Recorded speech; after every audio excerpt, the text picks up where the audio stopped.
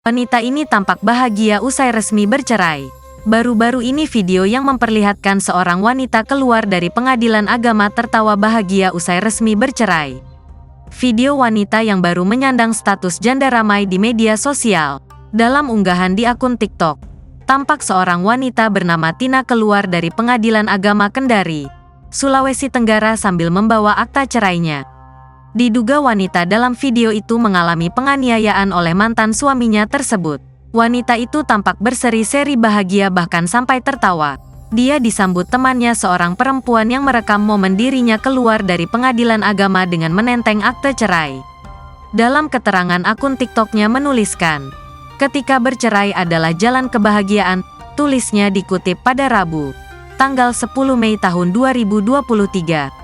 "Alhamdulillah cerai," tambahnya. Para netizen mencoba untuk memahami alasan wanita ini sampai menyampaikan ucapan demikian usai bercerai.